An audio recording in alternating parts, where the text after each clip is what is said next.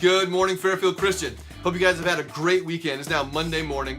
Hope you guys are ready for a great week of school. We got Career Day coming up at the end of this week. Hope you guys are excited about that. But until then, let's take care of our scripture memory verse this morning. Again, we'll be doing those at the end of the week, as usual.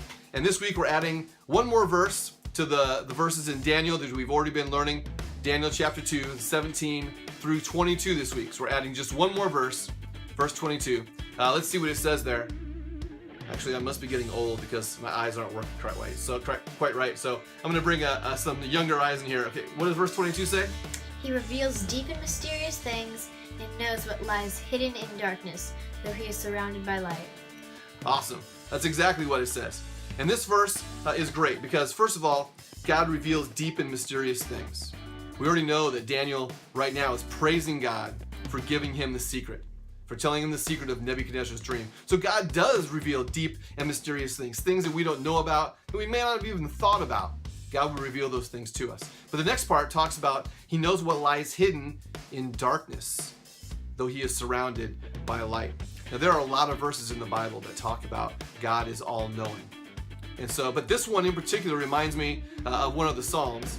And actually Psalm 139 is the one that it really reminds me of. The entire chapter of Psalm 139 is about how God is all-knowing and ever-present.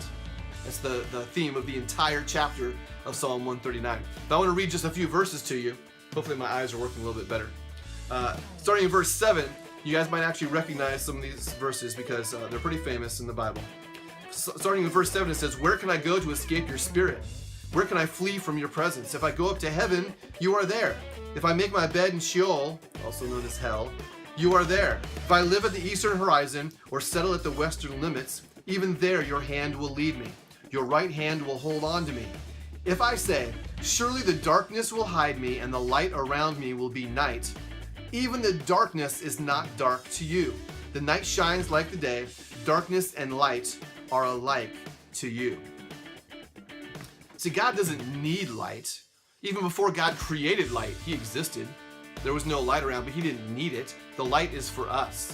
The darkness is obviously the absence of light. But there has to be light in order for there to be darkness. Before there was light, there was no darkness. There was just nothing. But God can exist in nothing. God can exist within the light and the darkness. But really what this verse says is no matter where I'm at in my life, God understands, knows me, and can reach me. Because God is everywhere. It doesn't matter where I go. If I try to run from God, it doesn't matter if I run all the way as far as I can that way or run as far away as I can that way, God can reach me. God will be there. He knows where I'm at. Even, for example, when we look in the book of Genesis, right after Adam and Eve had sinned, God comes down and says, "Hey, Adam, where are you at?" God actually knew where he was at because God is all-knowing, right? That's what we're talking about. God is all-knowing. He knew where Adam was at, but God was coming down to find him, to reach him. God comes to us. We don't have to go running to God. God knows where we're at, and he's willing to come down and meet us exactly where we're at, whether we're in the light or whether we're in the darkness.